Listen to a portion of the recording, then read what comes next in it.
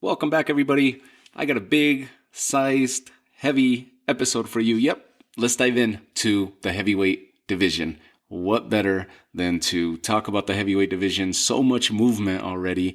1 month in, and a lot has happened in this famed heavyweight division that I continue to say that it is experiencing one of the best eras or moments of the division in a long time. These last couple years for the heavyweight division have been awesome to watch, awesome to keep up with, and it's been decades since there was so much attention around this heavyweight division. Of course, from the yesteryears of Muhammad Ali and the Frazier, the Foremans, then move on to the Holyfields and the Tyson era, Lennox Lewis, the Klitschko's, and then from there it was kind of dull. Not much action that would take place there. Can't really tell you what happened mid-2000s and the 2010s, other than some fights that pop in my head here and there. But these last couple of years have been awesome, and you get more and more characters popping in, and it seems like it's at an all-time high. It's at an all-time best moment right now. So what better way to do a big-sized episode or a long episode, one of the longer ones that I tend to go off on rants on, than to dedicate it to the heavyweight division. And I do so because this past Saturday night, we had one of the titles on the line, a secondary rate title, I guess, or a secondary title, but nonetheless, it's considered a world title. And I'm talking about the WBA World Title, which is around the waist of a Trevor Bryan. Of course, the original champion used to be Mahmoud Char. Mahmoud Char failed to fight Trevor Bryan and defend his title due to visa issues back in 2020, if I'm remembering the story correctly. And so therefore, they ended up naming him champion in recess. And a lot of it had to do because the pandemic was getting underway. The WBA made him as a champion in recess. Enter Stavern and Trevor Bryan. They end up fighting for this interim or vacant title, I guess, as Mahmoud Char would, by being named champion in recess, he would have his first crack at the new champion. Trevor Bryan stopped Stavern, got his hands around the WBA World Title, and then the fight was set to be made against Mahmoud Char. It was supposed to happen this past Saturday night, and again, he experienced issues with his visa, travel issues, some controversy there that he was unable to secure the visa because Don King and the Don King team, the promotional team, failed to send over a contract, so therefore he couldn't present something in writing as proof of why he was traveling stateside. And so he ended up suffering those issues, unable to make the fight. The fight was not going to be rescheduled. The plans for Trevor Bryan proceeded. They continued, and they ended up calling last-minute replacement in Jonathan Guidry. Jonathan Guidry was ranked by BoxRec number 254 or 256 in the world. Somehow the WBA had him ranked as the number 13 fighter in the WBA rankings, and they sanctioned this as a title fight, giving way to Don King. They sanctioned it as a title fight, and Jonathan Guidry ended up giving a performance against Trevor Bryan, at least giving him rounds to Trevor Bryan. The fight went all the way. It was an interesting card altogether, to say the least. Don King has been non-existent, to say the least, in the last few years. Of course, the 70s, the 80s was his time, the early 90s, and then from there he just basically started taking a step back. We saw glimpses of him in the 2000s with Bernard and Trinidad. That comes to mind. Other than that, he basically started taking a seat and exiting the scenes. But here he was. He put a card together, and the interesting thing about this card is that there was a big lotto ticket on the line as well, or a big what can I say? Yeah, I guess a big payday, a lotto ticket that was looming over this card, and it was because of the main event. The main event that I'm referring to was Ilunga Junior Makabu, who is WBC's Cruiserweight champ, and he was going to be fighting fought Thabiso Mchunu in the main event of this fight, the co-main event being Trevor Bryan. So we'll talk about the main event here in a second. Let's talk about Trevor Bryan. Trevor Bryan is your traditional throwback fighter, look-wise. Aesthetically, he's your traditional 80s, early 90s style fighter. When George Foreman came back after a 10-year layoff, he amassed a 24-fight win streak, and that win streak was against fighters that looked and fought similar to Jonathan Guidry and Trevor Bryan. That's not to knock on these guys. It's just, it is what it is. We're in a different era of boxing right now. You're looking at AJ. That's a lot of the reasons why people were criticizing Andy Ruiz and not giving Andy Ruiz much of a chance. When he stepped in the ring against AJ, yeah, Andy Ruiz could box.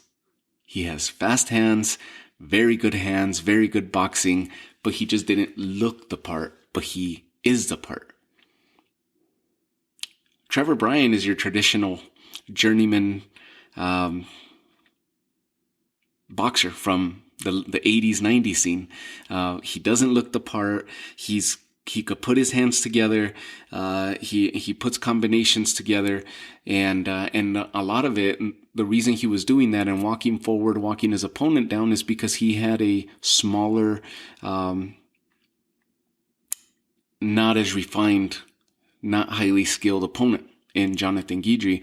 Now, this was a last-minute stand-in for Mahmoud Char, so you got to give a lot of credit to Jonathan Guidry.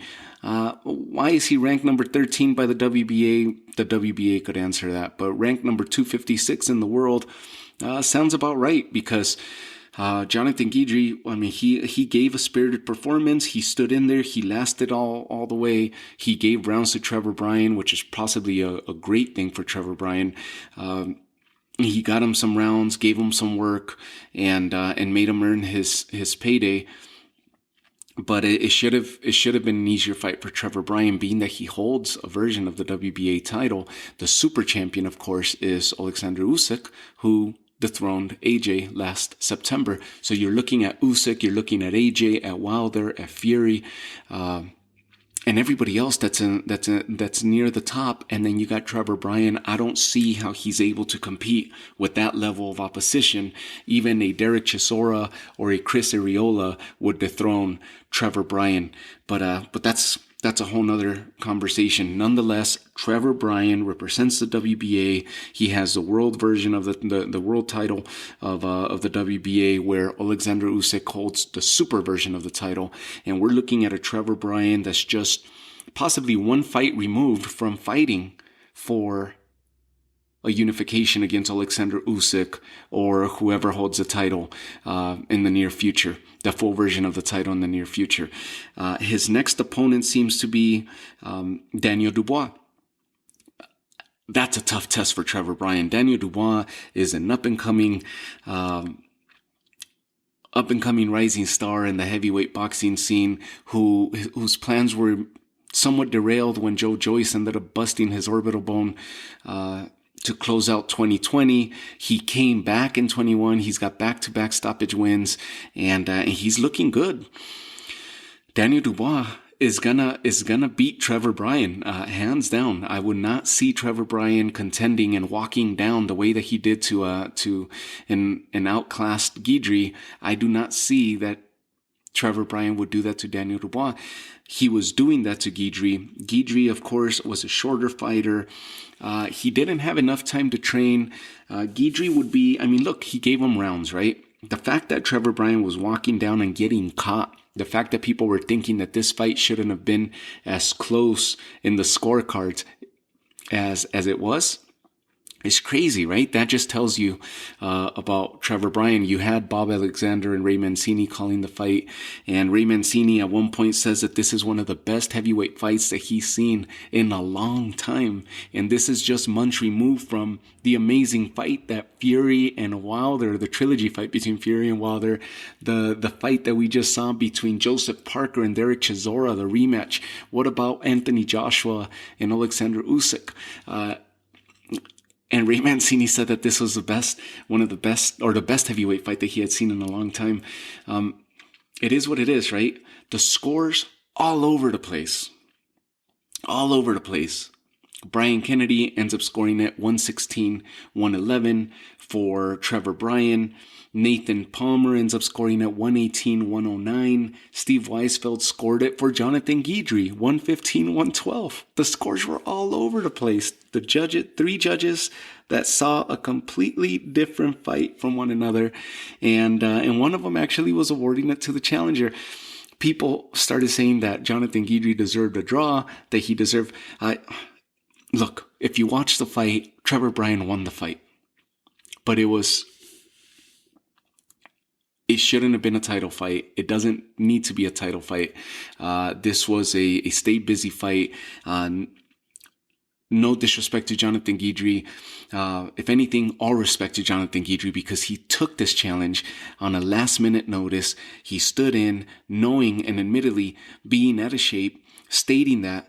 And Jonathan Guidry, hopefully he didn't sign an extended contract or has some type of contract with Don King. Hopefully his managing team does right by him and gets him over to the PBC or Top Rank, so he could actually make a decent payday and a decent living for himself, and actually have some fights. Why do I say that? I'm not high on PBC or Top Rank, but he's a shrimper. Right? He said that he boats for shrimp, he fishes for shrimp. That's his trade right now, as a laborer, and so he doesn't have the time to focus fully on boxing. He has good instincts in the ring. He's shorter in stature. He needs to get in shape, and he was very, very clear about that. He says, "You give me a full camp, and I'll come back and I'll beat him." He didn't have a full camp. What he does have for him is good instincts in the ring. He's got decent hands. And he's got stamina. For as out of shape as he was, he has stamina. He lasted the whole way. And that's the detriment to Trevor Bryan, that he was unable to take out a guy that came in last minute while Trevor Bryan had a full camp in preparation for a Mahmoud Char. So Jonathan Guidry going to, hopefully he's not with Don King because he'll be very inactive. If he goes to the PBC or Top Rank and he signs some type of contract there, yes, Jonathan Guidry, in my opinion, has possibly reached his ceiling as to what he'll amass to in the heavyweight division and in his heavyweight career, but it doesn't mean that he can't secure good paydays and a good living for himself. What I mean by this is that Top Rank is known for usually signing the up-and-coming prospects, the guys with the big amateur records, the rising stars, the stars of tomorrow, the Olympic stars. Top Rank, Bob Arum and Top Rank are known for signing those type of fighters that are looking for opposition to look good against, to showcase their talents against decent opposition that will give them rounds, that will give them a fight, but in the end up winning the fight. Jonathan Guidry is that guy with full preparation and full focus in boxing, and the attributes that he currently has. He could possibly throw a wrench in many of these guys' careers, and not quite as a gatekeeper, but in that vicinity where he could derail people's plans and weed out the real boxers from the hype and get some good work and some good paydays out of it. The PBC. Why do I mention the PBC? Well, they're known for showcasing their fighters in similar fashion.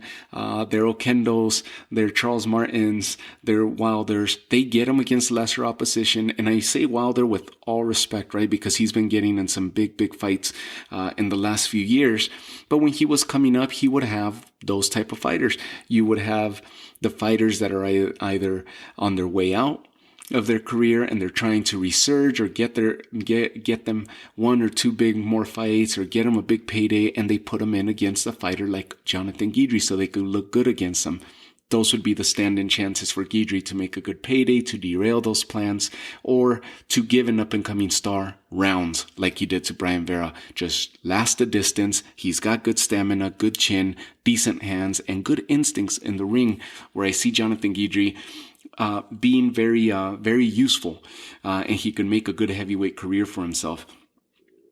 He ended up making Trevor Bryan look bad. Trevor Bryan, who came off of a full camp and has a WBA title around him, he says he wants to mix it in with the absolute best. I don't see him getting past Daniel Dubois if in fact they do secure the next fight, because Daniel Dubois is the next in line, according to the WBA. Daniel Dubois, I think, will stop Trevor Bryan. I think Daniel Dubois will be the new WBA champ. But we'll see. Hopefully they secure that fight. And then Daniel Dubois will get himself into bigger fights. I mean, this is shark-infested waters in the heavyweight division at the moment. The other news, that we'll put that aside and continue talking about the heavyweight division before we go on to the main event. So we could get this heavyweight division, at least talk about the landscape, the current landscape. We got Tyson Fury and Dillian Whyte, after so many delays, purse bid delays, postponements, arguments, controversy. At one point, they said that Anthony Joshua was about to accept $15 million. Then it was announced that it was a $20 million step-aside money, so they could make this fight between Fury and Usyk. Those reports ended up being fake. No validity to those reports. It was just rumors. All this was going on, that there was going to be step-aside money, Fury, Usyk. Dillian Whyte was pricing himself out of a fight. Then they didn't have the funds. Then blah, blah, blah. The most current update right now is that Tyson Fury, Frank Warren, Queensberry Promotions, has secured a $41 million bid and purse for Tyson Fury and Dillian Whyte.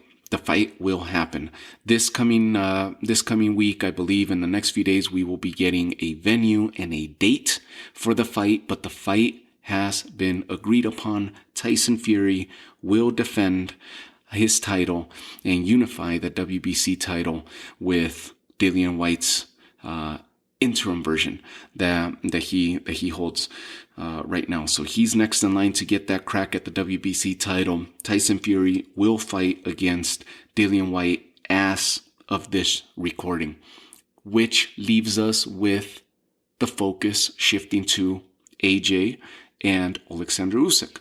The rematch should be full force ahead. No more distractions with Fury. No more distractions with anybody else. Anthony Joshua, OLEKSANDR Usyk, those negotiations should be back intact, and we should be getting an announcement hopefully soon from the rematch taking place. I see AJ his chances are very, very good against Usyk in the rematch. He has proven against Andy Ruiz that he is able to come back, that he's able to adapt, that he's able to execute a different game plan and apply a different game plan and adjust. And he did so against Andy Ruiz, posing a completely different threat than the first time around. He basically didn't give much credit and much respect to Andy Ruiz, and it was to his surprise because Andy Ruiz ended up stopping him and dethroning him. The second fight, Anthony Joshua made it more of a boxer fight, more strategic, stayed on the outside, bobbed and weaved, hit and run, and Andy Ruiz wanted to engage in a firefight. Never happened. Anthony Joshua got his titles back, which was the most important thing, and secured the win. Maybe down the line there'll be a trilogy fight there. Who knows? But right now, Anthony Joshua getting dethroned by OLEKSANDR Usyk last year is the fight that needs to be made now that we got the announcement with Fury and Whyte. Those two are tied up. Anthony Joshua, OLEKSANDR Usyk. Usyk fought a very, very smart fight, getting Papachenko back in his corner. If you go back and watch the fight and then you compare Lomachenko against Nakatani, you see that they executed the same strategy, the same game plan, where they lined themselves up with the lead foot of the opponent in Nakatani, Lomachenko to Nakatani, and Usyk with Joshua. They lined up with the lead left foot,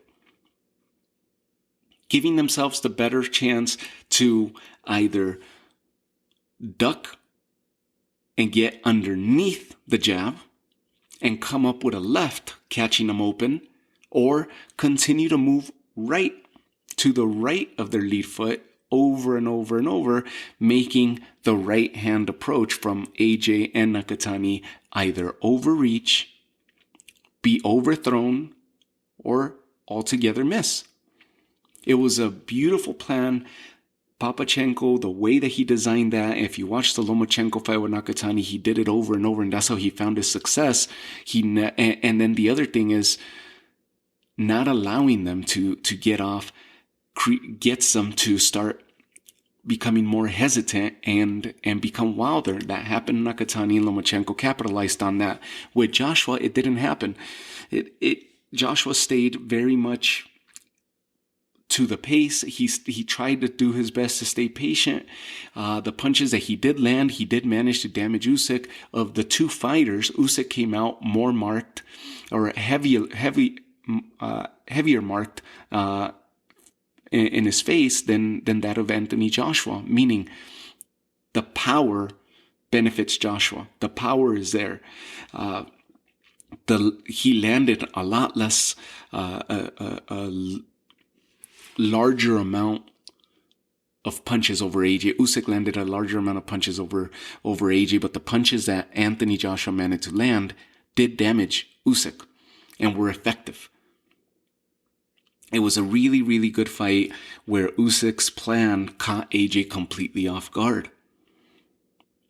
I really think that Anthony Joshua would be able to adapt to this and throw and derail that plan, knowing what Usyk was doing, just lining himself up with that lead foot. It was a beautiful strategy. AJ couldn't figure it out on the fly. Watching video, he'll be able to figure that out by switching his stance, by not chasing, and by not staying in the pocket, because he continued to throw. The other thing that Usyk does really good is that he tires you out. If you look at Usyk's fights, he's doing a lot by not doing much. He's constantly moving his shoulders. He's flinching his shoulders, flinching his neck. He's moving left and right. He's bobbing and weaving, going in, going out, and then a punch. And then he'll double up on a punch and then back up. And then he continues. And so you're constantly hesitant when you have something like that in front of you.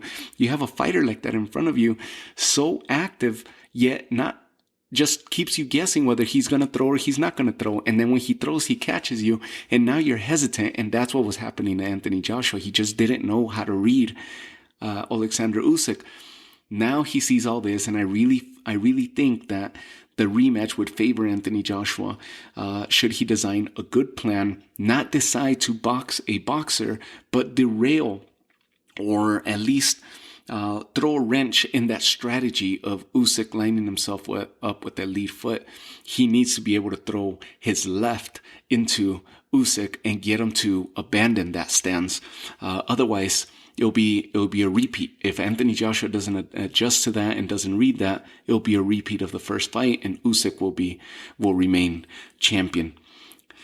Awesome standing there in the heavyweight division. I mentioned Joseph Parker, Derek Chisora. The rematch that they had was amazing as well. Those two, both fights were awesome between them two. And I really would like to see Joseph Parker give that rematch to Andy Ruiz. Joseph Parker holds a victory over Andy Ruiz. I really hope that he does give that rematch to Andy Ruiz. That would be another good fight to make. Now, the heavyweight division, why I say in 1 month we've had so much action there. We have Trevor Bryan, who's about to get in line, or if it works out, he holds a WBA regular or world title. If he does end up fighting Daniel Dubois, I see Daniel Dubois coming out of that fight and getting himself in the mix with the big names. And I think Daniel Dubois stands a really good chance at mixing it up with the bigger names atop the division. Dillian Whyte against Tyson Fury. I think it's going to be a good fight. I see Tyson Fury being successful in that fight. AJ, I think, has a really good chance in his rematch against Usyk, but then we have the rest of the landscape, right? Andy Ruiz is not that far removed from being at the top of the division. I would like to see him against Joseph Parker. Joseph Parker successful in his victory over Derek Chisora in this rematch. Joseph Parker has a victory over Andy Ruiz. I would love to see him there at the beginning of the year to kick off 2022 on New Year's Day. We had King Kong Luis Ortiz fight Charles Martin, in which it was a crazy fight. Charles Martin ends up getting caught in the ropes when he got dropped, and he was knocked out on his feet. He was unaware that he was knocked out on his feet, ends up getting tied up with his glove on the rope. It was a mess of a fight. Luis Ortiz ends up being successful in that fight, ends up winning the fight. And they did offer the Trevor Bryan fight to him. Apparently, there was a report out there that it got offered to him and he turned it down, maybe because it was such a quick turnaround, or maybe he just wasn't interested in it. But I think Luis Ortiz would be a champion right now if he would have accepted it in that quick of a turnaround. Charles Martin dropped Luis Ortiz in round 1 and 4. And it looked like Charles Martin was outboxing Luis Ortiz, but then Luis Ortiz had really good pressure. Not only did he get dropped, I thought Charles Martin was going to be cruising to a decision win, but the pressure of Luis Ortiz and the comebacks that he has, those overhands that he has, those explosive moments that Luis Ortiz presents, managed to hurt Charles Martin and eventually get him out. He dropped him twice in round 6, and that was it. That's all she wrote. King Kong back on his winning ways. This is a back-to-back win for him. He beat Alexander Flores I think back in 2020, and then he was pretty inactive. He didn't fight at all 2021, and then he kicked off 2022 with a good win. So back-to-back knockout wins, and that's of course after his loss 3 fights ago. He was knocked out by Deontay Wilder, and that's dating back all the way to 2019. So very, very inactive. 2 fights in 2+ years, but he kicked off the year good. He's gonna try to do something big according to his interviews. I saw some of his interviews in Spanish. He's gonna try to do something big and make a move, make a run this year for one of the bigger names and hopefully for one of the titles. Who knows who's next for him? But he's out there. Charles Martin is a tough test for anybody, and at the top of the division, in my opinion. He could compete with just about anybody. Who could I see Luis Ortiz with? Well, he's already lost to Deontay Wilder. Luis Ortiz, if he missed this chance with Trevor Bryan, and he's unable to secure it with Trevor Bryan, or not interested, then let Daniel Dubois go against Trevor Bryan. Put Luis Ortiz against maybe Joe Joyce. That would be a good fight for him, and it would be a huge step up in the right direction for him should he be victorious. I would love to see Deontay Wilder against Kubrat Pulev. Kubrat Pulev, of course, he's messing around with the new sport format, Triad Combat, I believe, where they have a triangular platform, I guess, in which they fight, because we can't call it a triangular ring. So they fight inside of a triangle cage style platform. And so he ended up fighting Frank Mir. Now he's going to be fighting Junior Dos Santos, I believe, sometime in this first quarter. But if Kubrat Pulev ever comes back, I think he would be the perfect test for Deontay Wilder to be able to build back, for Deontay Wilder's sake at least, to be able to build back. Kubrat Pulev beating Deontay Wilder would get him right back to the top, and you would start seeing Deontay Wilder exiting the scene. But Deontay Wilder, I think, is a very winnable fight for him with Kubrat Pulev, and Kubrat Pulev would pose that test that continues to challenge Deontay Wilder, which is the boxer, the refined boxer. Kubrat Pulev has very good boxing, but releases his punches in a lot slower succession than that of an Usyk or an Anthony Joshua, or even a Tyson Fury. But he is a good boxer himself. He's got decent power. I think he would be a perfect test for Deontay Wilder to be able to get those kinks, iron out those kinks, and get himself a fight. Should he ever challenge Alexander Usyk or Anthony Joshua or Tyson Fury again, which I doubt. I don't see Deontay Wilder and Tyson Fury in a fourth fight, but I see Deontay Wilder running into the other guys at some form, at definitely Anthony Joshua at some point down his career in the coming years. Pulev and Deontay Wilder would be ideal for me. Luis Ortiz against Joe Joyce. I mean, that would be a good fight. You got Daniel Dubois out there. Chris Arreola and Derek Chisora, to me, I don't know why that fight hasn't happened. I would love for that fight to absolutely happen.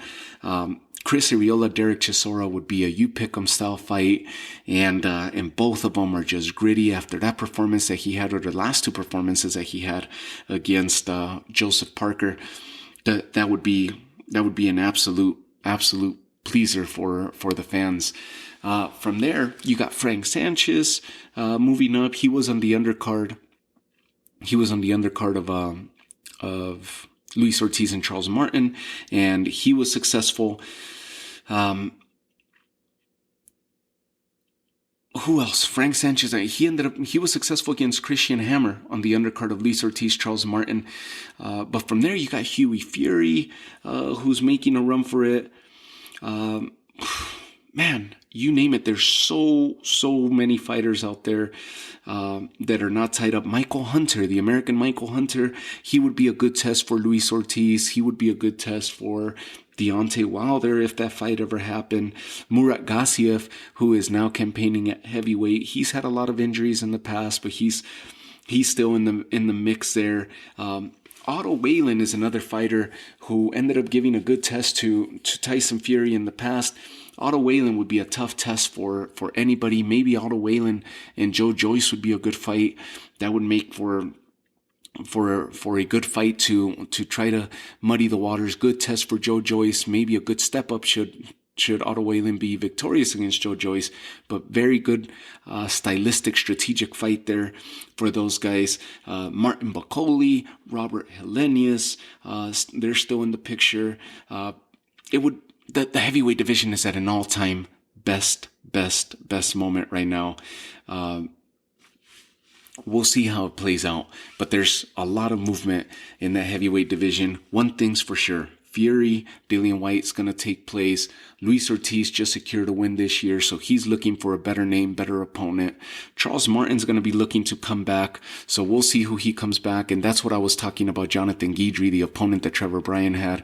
Charles Martin fighting somebody like that for a comeback fight would be good. Get some rounds in, look good, and or maybe he gets shocked. But that's the style fight that Guidry, fighter that he is.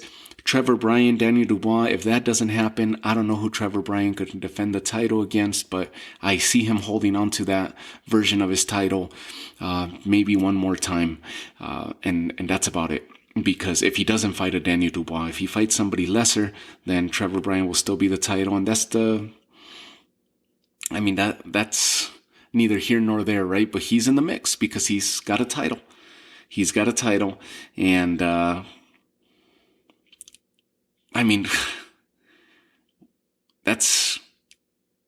don't even see him in the top 20 right now, Trevor Bryan. I'm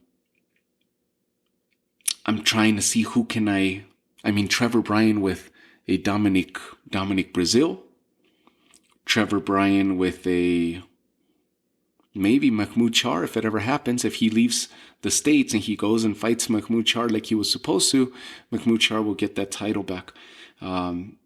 Maybe a Jonathan Rice. Junior Fa is out there. I think Junior Fa, he had that great fight against Joseph Parker.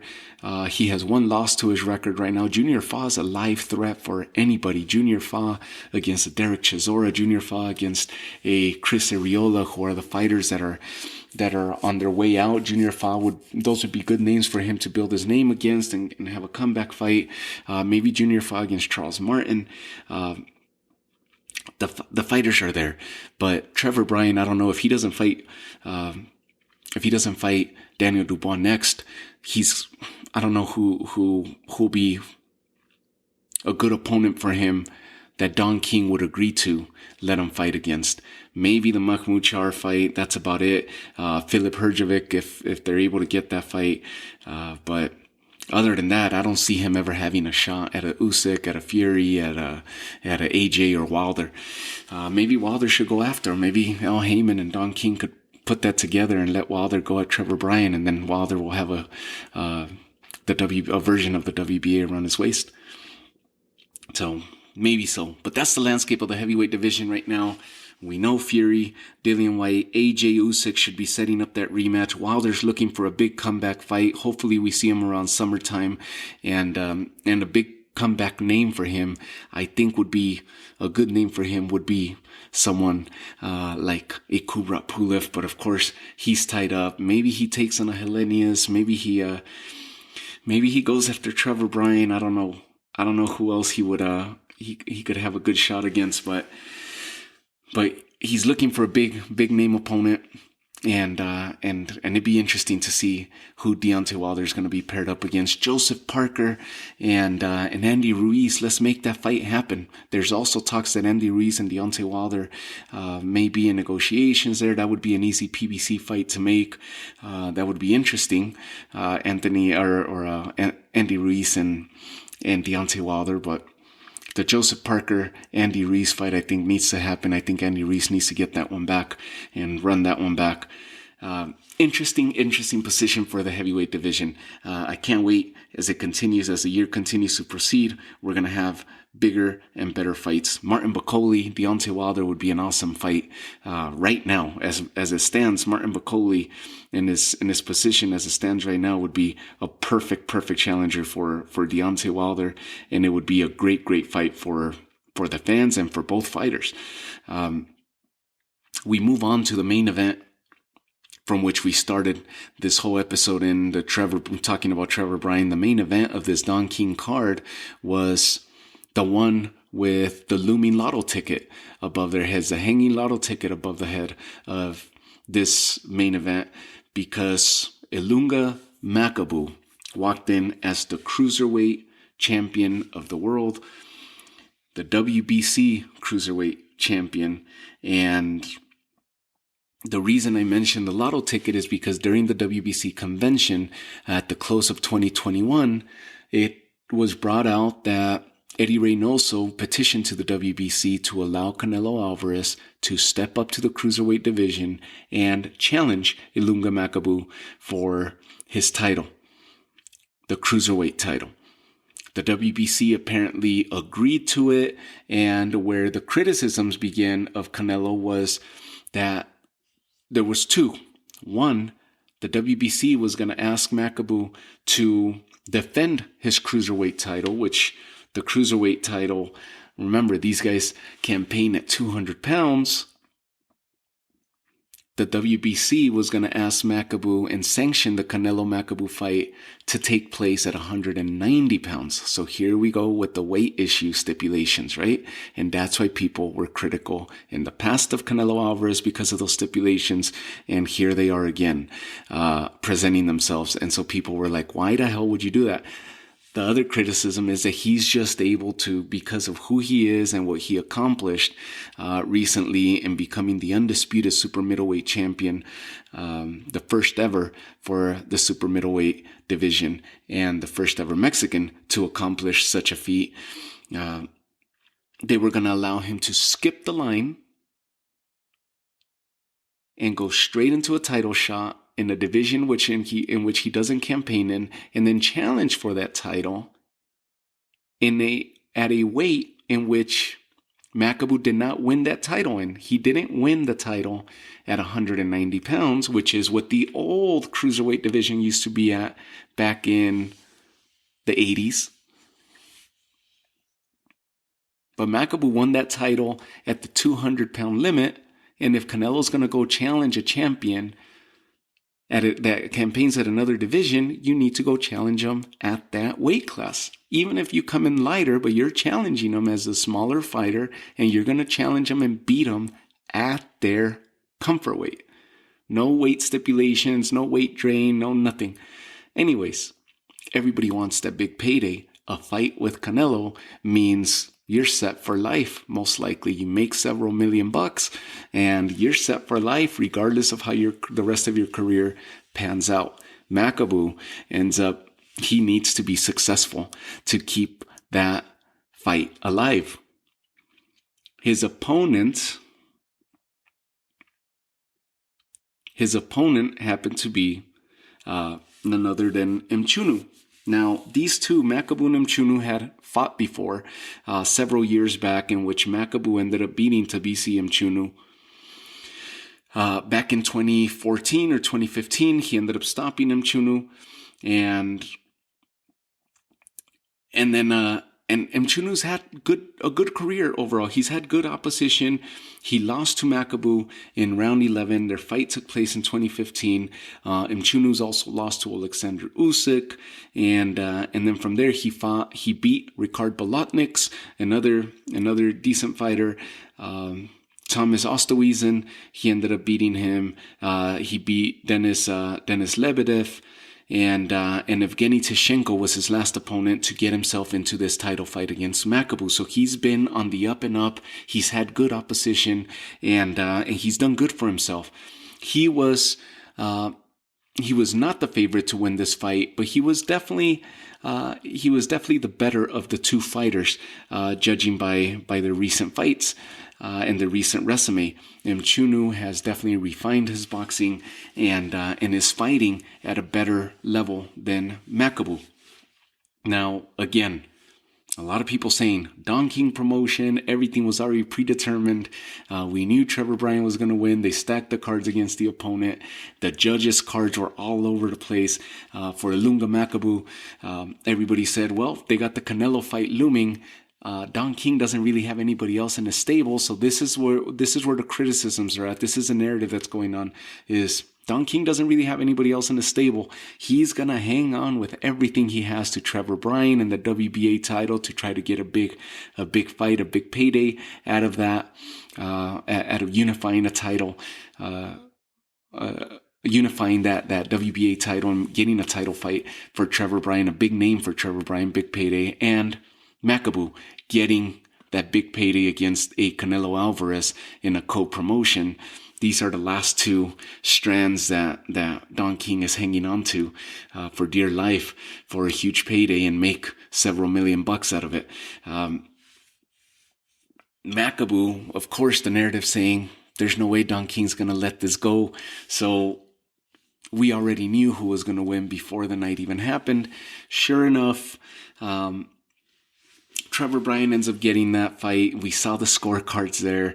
And then Ilunga Makabu and Thabiso Mchunu, the fight begins, and it's a bit of a sleeper. As the fight proceeds, it's a bit of a sleeper. Now, do I think Makabu won? I think Makabu won the fight.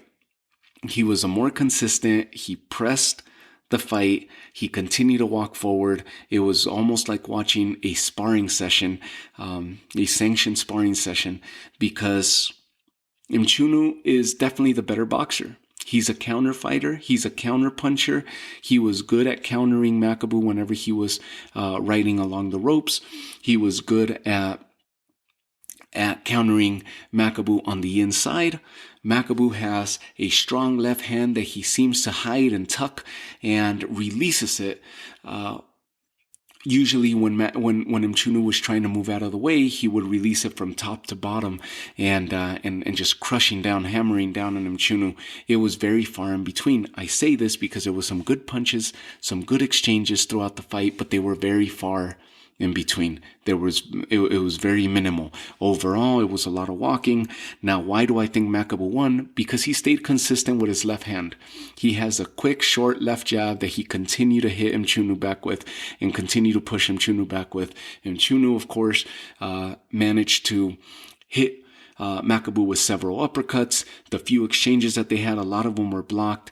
Mchunu's more of a succession style explosive fighter where he throws 2, 3, 4 punches and would move out of the way. Makabu continued to walk forward, continue to walk down Mchunu, and continue to hunt them with and staying active with his left hand, his jab, his short jab over and over and over and over and over based on activity level and based on connectivity. Makabu won the fight.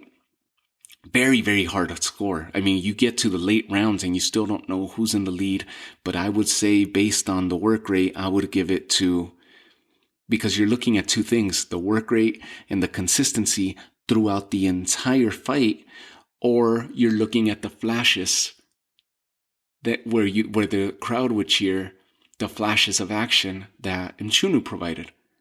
With this, whenever he was getting out of trouble, he would throw those hands real fast and land an uppercut or land a hook to the temple, and so the crowd would cheer, but they were very far in between.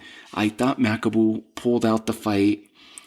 Again, if they would have called this thing a draw, I would have been perfectly okay with it. And I think, if anything, it should have been a draw because it was that kind of a fight. It was a bit of a sleeper. But, I mean, the ticket is secure. The lotto ticket is secure. The payday is secure now. If Canelo decides to go that route, it's there. Makabu defended his title, and he has a title around his waist. This is his mandatory. He got it out of the way. Now he could go get that big payday fight with Canelo, should it happen. The three scorecards were 116-112 for Makabu. That was Jaime Garuya. Nathan Palmer gave it to Thabiso Mchunu, 115-113. And Steve Weisfeld gave it to the guy who scored a fight in the co-main event for the challenger in Guidry. He gave this one to Makabu, 115-113. Makabu retains his cruiserweight title. Ray Mancini was pretty funny because as the fight ends, he says, I know these three judges and I don't like the way they score fights, or something to that extent, which is pretty, I don't have a lot of confidence in the way they score fights, or something to that extent. It was a Don King promotion. So it is what it is. Makabu successful in his WBC mandatory defense against Thabiso Mchunu. He beats Mchunu for the second time. The first time he stopped him 7 years back. This time he gets a split decision. And he secures that big payday with Canelo Alvarez should Canelo decide to still challenge for the cruiserweight title. The other champions at cruiserweight, you got the IBF champion, Maurice Brady's, who's possibly either number one or number two of all the champions in the cruiserweight division. You have Arsen Gomarian. He's the super champ for the WBA, and then Makabu holds the title here for the WBC, and WBO champ Lawrence Okolie, British star Lawrence Okolie. To me, if he's not number one, Maurice Brady's and Okolie are sharing that number one, number two spot. Either way that you pick, those two seem to be the best cruiserweights at the moment. Okolie and Maurice Brady's, I think they have no problem running through the rest of this opposition. Ryan Murphy is another one. He's the world champion for the WBA. The super world champ is Arsen Gomarian. I think Okolie and Maurice Brady's hands down the best cruiserweights at the moment, and they're 1 and 2 in my opinion. Makabu would possibly be, in my opinion, the weakest of all the champions, including the regular and the gold and the global champions and whoever the champions in recent, whatever you have. I think Makabu is possibly the weakest champion of all the available ones. I think Okolie, in my opinion, would be number one. Maurice Brady is number two. If you have them the other way around, Brady is one and Okolie two, I won't hate on that. And I wouldn't put much of an argument there. Jack Massey is also out there. He's the lesser sanctioning body, the lesser known sanctioning body champion, the IBO. Jack Massey also there. Kamshibek Kunkabayev is another one that comes to mind, and he's the reason I was mentioning the gold, the WBA gold world champion, because he's getting in line to challenge for the WBA title. Kamshibek Kunkabayev, I think, is going to be a rough opponent for Riyad Murphy when he challenges him in a unification, or Gomarian, depending on who he gets a shot at first. So that was the story of the night this past Saturday night, and how it encompasses, how it affects the rest of the landscape for Trevor Bryan. He's basically on the outskirts right now of landing a big ticket fight against the big names, and I think he's going to be the weaker of the available heavyweights right now. Anybody that goes in there, an Andy Ruiz, a Deontay Wilder, Daniel Dubois, who's supposed to be next in line, Joe Joyce, Joseph Parker, even a Junior Fa. I think any of these guys will, definitely Makhmudchar, any of these guys would dethrone Trevor Bryan. Chris Arreola would dethrone Trevor Bryan. I think Al Heyman should get really smart and give one last hurrah for Chris Arreola and secure that fight against Trevor Bryan. That would be what I would do, and give the last hurrah for Chris for an amazing career that Chris Arreola has had. Subpar because he's come short, or several shortcomings that Chris Arreola has experienced throughout his career whenever he's had a big shot. This would be one that I know Chris Arreola would win against Trevor Bryan. Nonetheless, congrats, Trevor Bryan holds on to the WBA title, the world title, and is an active champion for Don King Promotions. And then Makabu secures that lotto ticket that was looming over his head with this fight. Mchunu, of course, was offered step-aside money, or at least there was talks to take step-aside money, so Makabu could have fought Canelo Alvarez. Of course, he was not going to be stupid and take step-aside money. He's like, I'll beat Makabu and get myself into the fight with Canelo. Unfortunately, he lost by decision. According to the judges, they gave it to Makabu, and Mchunu comes short in his title shot. So that's the standing, the landscape for the Cruiserweight division. And for the Heavyweight division, we'll be talking a lot more as the year proceeds. That Heavyweight division, keep an eye out for it. The Cruiserweight division looks like it's going to be maybe around March when it starts kicking off, and a lot of these fighters get back active, or at least around springtime, because I don't see much action going on in the Cruiserweight division right now. But the Heavyweight division kicked off the year literally on New Year's Day with Luis Ortiz and Charles Martin, and it's not letting off. The news every single day, or almost every few days, there's been news, and it's been concerning AJ, concerning Wilder, concerning USYK, concerning Fury, concerning White, you name it. There's a lot of movement going on, and now we have big news with Fury White, at least the first of the big news. Now we should await a date, a venue, and then the confirmation for USYK and AJ too, and many more. So I leave you guys with that. I told you this was going to be a heavy episode, a heavyweight sized episode, a long episode, a large episode, and what better way than to talk about and catch up, and not only covering the current landscape of the heavyweight division. We talked a little bit about the cruiserweights as it stands, and how we proceed from here. A lot of big things to come. Thank you guys again for putting up with me. Thank you guys again for tuning in, and I'll talk to you all soon. Take care.